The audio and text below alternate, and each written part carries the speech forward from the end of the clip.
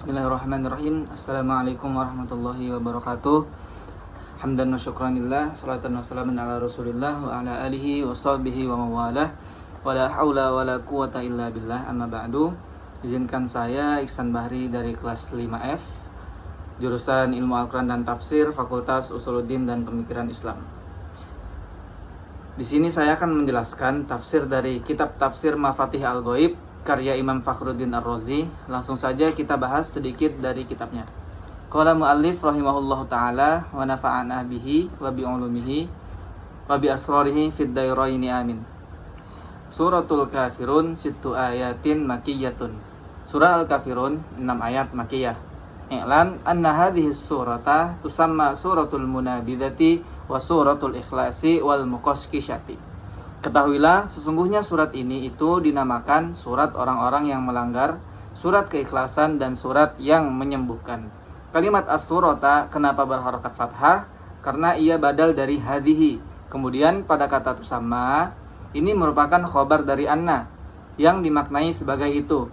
Kemudian pada kata al-munabidati ialah mudhaf ilaih. Kemudian kita lanjut ke yang berikutnya. Waruwiya anna man qara'aha faka'annama qara'a rubu'al qur'ani. Dan diriwayatkan sesungguhnya barang siapa yang membaca surah Al-Kafirun, maka seakan-akan orang tersebut membaca seperempat dari Al-Qur'an. Dan kata ruwiya di sini merupakan fi'il majhul dan man adalah naibul fa'il dari ruwiya. Kemudian kata qara'a adalah fa'ilnya man. Kemudian ha dari kata qara'aha kembali ke surat Al-Kafirun. Kemudian kata qara'a selanjutnya itu merupakan khobar dari kana. Kemudian kata rubu'a di sini adalah maf'ul bih dari qara'a. Kemudian wal wajhu fihi annal qur'ana mustamilun 'alal amri bil ma'murati wan nahya 'anil muharramati. Adapun maksud di dalamnya di sini adalah maksud dari kalimat sebelumnya, yaitu man qara'aha faka'annama qara'a rubu'al qur'ani. Sesungguhnya Al-Quran itu mengandung atas perkara yang diperintahkan dan atas larangan yang diharamkan. Dari kata wal wajhu merupakan mubtada, kemudian kata Al-Qur'ana merupakan khobar dari wajhu, kemudian kata mustamilun adalah khobar dari anna.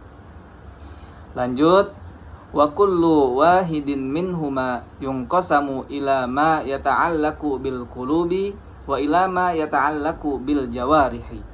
Adapun setiap salah satu dari keduanya, maksudnya dari keduanya di sini adalah kembali ke kalimat alal amri bil ma'murati wan nahya 'anil muharramati.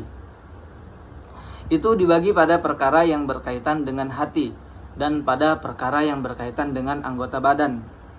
Kemudian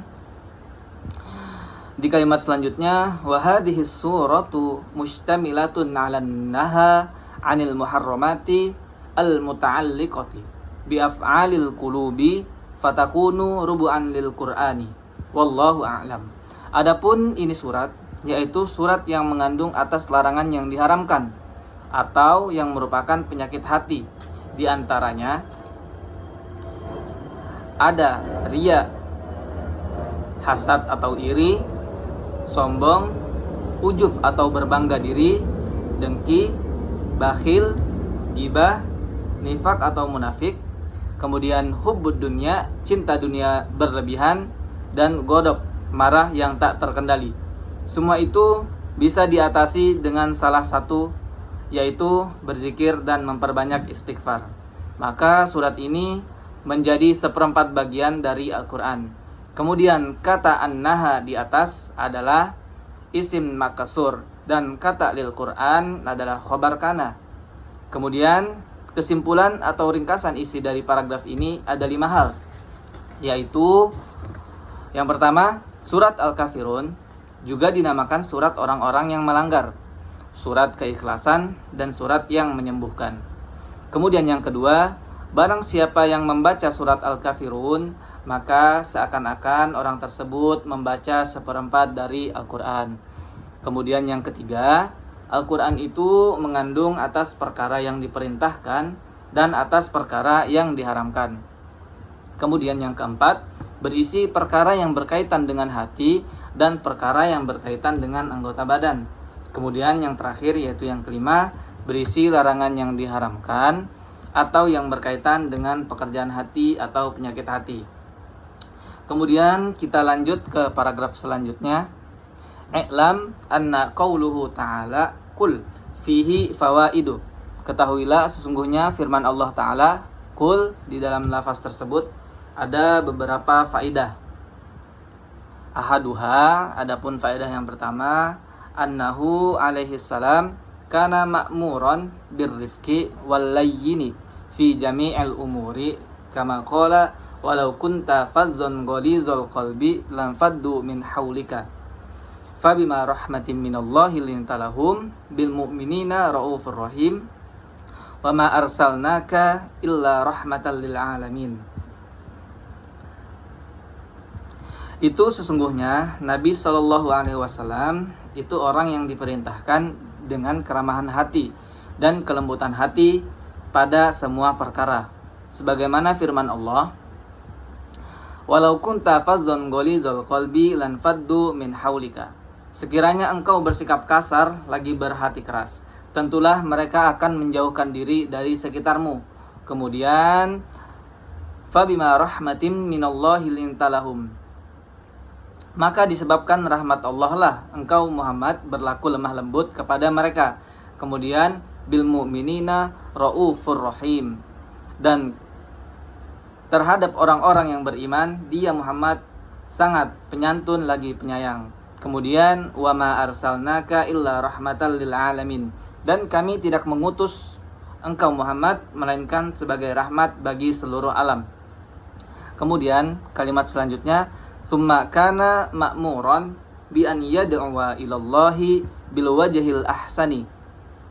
Kemudian beliau seorang yang diperintahkan agar mengajak kepada Allah dengan cara yang paling baik. Dalam Quran surah An-Nahl ayat 125, A'udzubillahi minasyaitonirrajim, wajadilhum billati hiya ahsan. Dan debatlah mereka dengan cara yang baik. Kemudian pada kalimat selanjutnya, walamma kanal amru kadzalika summa innahu khatabahum biya ayyuhal kafirun fakanu yaquluna kaifa bulaiki hadha taglizi bidzalika rifqi faajaba bi anni ma'murun bihadzal kalami.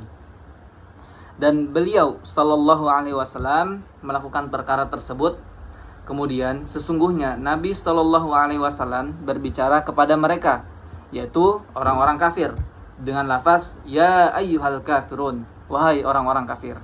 Maka mereka, orang-orang kafir berkata, bagaimana kamu bisa disebut orang yang lemah lembut sedangkan ucapanmu kasar seperti ini?